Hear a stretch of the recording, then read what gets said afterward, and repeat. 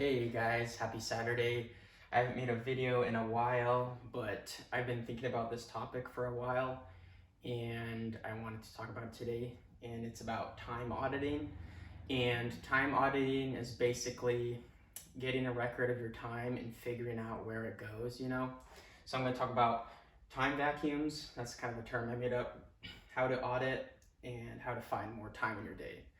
And the reason why this topic is super important is because you really need to put a lot of time, energy, and money into growing and developing a brand and starting it. Specifically, when you start out, you need to put more time and energy in because you might not have money towards it. And even then, those are still like the two biggest things when it comes to having a business and starting a business. So, and the reason why it's important is because when you have a business, it's not really technical things that are in the way, it's you that is in the way. So you have to really learn how to conquer yourself and let go of all the things holding you back from accomplishing your goal and creating your business and growing your clothing brand or whatever else you guys might be doing. And when you learn to control yourself and control where your time goes, then you will be able to really expand and grow and get the ball rolling. And you just need to put up just a ton of time into getting it, especially starting out. So the first thing I want to talk about is time vacuums. And what I mean by that is like time sucks, like time drains, like things that you do where your time goes that's draining you. So there's a lot, and I'm gonna be kind of brutally honest about these. So, some of you might be offended and you're like, well, I don't want to do that. I'm not gonna do it. That's your prerogative, that's your choice, but it's honestly stuff that gets in the way of getting stuff done. So the first one I think is too much sleep. A lot of people literally sleep like too much. You only need 6 to 8 hours. You should aim for closer to 8 hours, but honestly, there's some people that get 6 hours and they're like super good. It kind of depends on your body. I get 7 and I feel really energized and great. I don't really feel that good when I get 8, and I've tried 8 and 6. I feel too tired at 6 and too and lethargic with 8. So kind of find a balance. But honestly, there's people and they're getting like 9 to 12 hours, and that's like literally, if you do 12 hours, half of your day is gone. So that's kind of unfortunate. So really think about that and be like, hey, do I want to wake up early and really get a jump on my day and get my goals done, or do I want to sleep them away? Because life goes by super fast. I'm sure you guys have seen that video I made where I break down how many weeks I have left of life, and it's kind of crazy because it fits on a page, the little blocks. So if you do that, it honestly might scare you into being more motivated. Another time vacuum is entertainment. And I'm gonna be listing these down, and basically it's too much of these things. It's not like the actual thing, you need sleep. It's fine to have entertainment. I have entertainment every day, but this one's big, and this is video games, TV, stuff like that. People spend I remember when I was a kid, I was literally in front of the TV for 4 hours, and that's super bad for your brain. They call it paid programming for a reason, you guys. And people spend just hours and hours and hours of their day doing that, looking at other people's lives rather than creating their own life, right? And you just don't need too much of that. If you're serious about your brand and starting a business, then you're gonna throw those into the fire, right? And that's what this whole topic is about, is throwing all this stuff into the fire, at least for some period of time in our life. Because when you actually have a really sustainable and brand and business, you actually will have more time for fun than you realize. My boss and mentor at my day job, he literally dips out of the country for months at a time, and he comes back and he just does whatever he wants because he's already worked super hard to come to that point in his life, right? And you guys could be at that point in your life too if you wanted to in the future. Another time vacuum is friends. First of all, I'm not against friends. I have friends. I hang out with my friends, but I don't spend like 20 hours with them a week. You know, like you have to limit it, and you set aside like time that you hang out with your friends, like a special couple hours in the week where you guys can actually get together and talk about serious things and not sit around on your phone. Because I know a lot of people nowadays, they're probably on a couch like for all day, just sitting around kind of scrolling on their phone, not really like having like good quality time with your friends, like deep conversations, like stuff that actually builds you up and the other person. That is quality time that you should spend, but not like just mindlessly going around and just spending way too much time with friends. Another one could be like programs, sports, clubs, stuff like that. And that's your prerogative as well. Like if you have a sport and that's really important to you, then you're gonna put your time and energy into it. But if you do that, you won't have time for other things, right? So you have to literally pick and choose what you want in life. And if that's what you want, then that's good. But if you want to really grow and develop business, you might have to sacrifice something like that because you need to put a lot of time and energy into it, right? And so this is just like a short example list of stuff that drains your time. There is probably a lot of things that drain your time, and that's like honestly up to you. Like you need to figure out what those things are, and how you do that is you audit your day. So this is how you do it. You need a notebook or phone. I would kind of lean towards using a notebook, because if you're on your phone and so basically what you have to do is log your time. If you're on your phone and you open it to log your time, you honestly might get distracted off some apps and you will actually start wasting time throughout the day. So what you do is, let's just say you get a notebook, right? And everything you do throughout the day, you would log it. So for instance, and you might be like, oh, that's a lot of work. Well, it's actually not, and here's why. The first big chunk of your day is sleep. So let's say that's like 7 to 8 hours, right? So like right away you already logged a third of your day. Then another like 6 to 8 hours could be work or school, right? So there you go. Literally 2/3 of your day is already logged, and you don't have to like write, oh, I went to work, then I took a break. That you don't need to do any of that.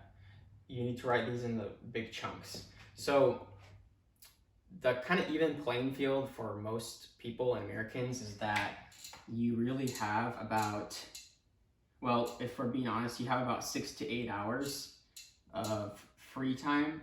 And that doesn't mean like you're like free, because you still have to like, do hygiene, eat breakfast, lunch, all that stuff.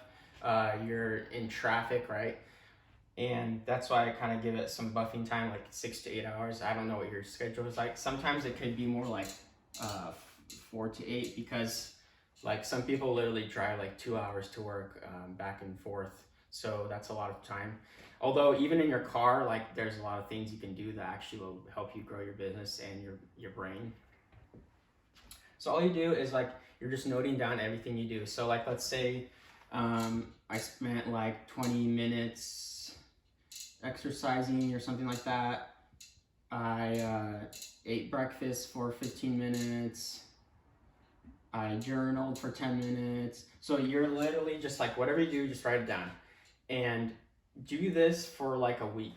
So 7 days. Because a week, you'll kind of like, you get a average. Because like on Monday, you could be doing one thing. Friday, you do another thing. Saturday, you do another thing. So like your week kind of fluctuates. Like you don't just do like 2 or 3 days, because those could be the same days. Like for instance, on Saturday, I do a lot of different stuff than I do on Monday through Friday. So once you do that, you will get a clear picture of where your time is going, and then you can look at it and start crossing stuff off, right? And you could see like, oh, I'm spending too much time sleeping. I'm spending too much time with my friends. Stuff like that, right? So once you list it, you can go ahead and do that.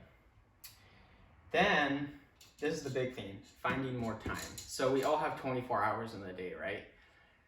But you can't create more time, but you can find more time in the day. That's what you do within the 24 hours, right?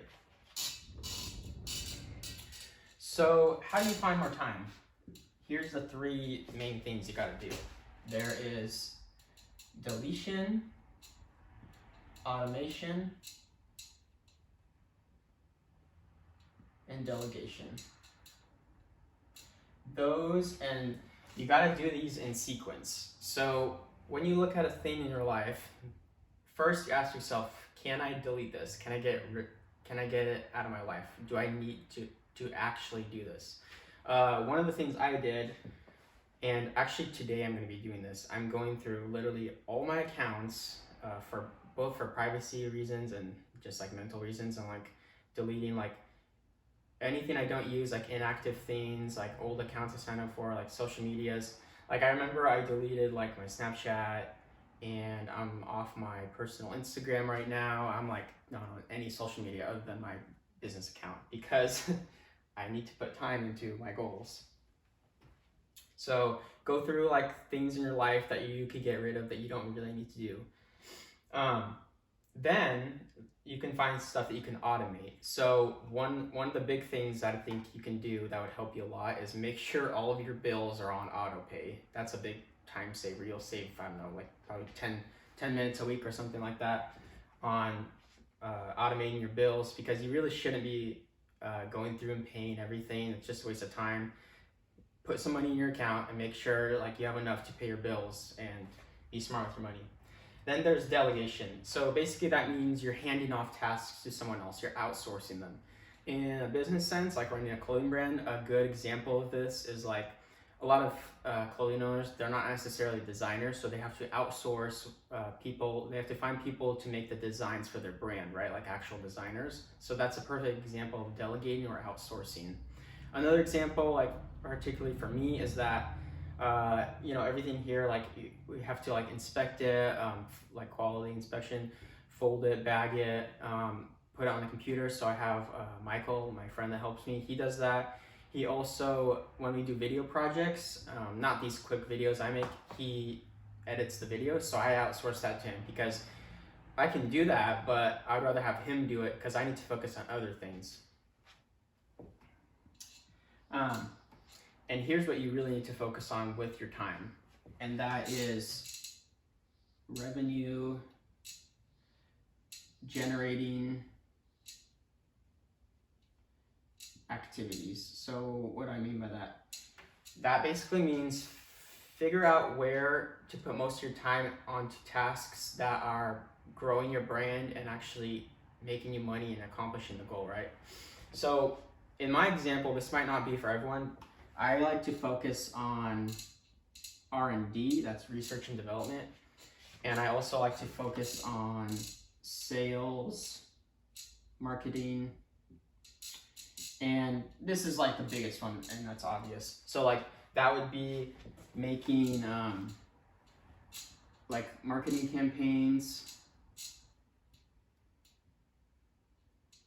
which is like ads, or like creative posts, because honestly when you post stuff on your social media that's like super creative and engaging, people are more gravitated to purchase and to engage with your brand, and your page will grow.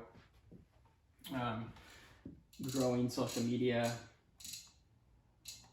this is weird and I've explained this, but like the more you grow your social media and your sphere of influence in the community, it's not like it's not like the followers and all that, it's people are coming to your page and they will become customers, and then their friends see that they're wearing it and they like it and they become customers. So like you have a tree with all these branches, and it just starts to grow, and you begin to get exponential growth in your business. That's what happens after a certain point.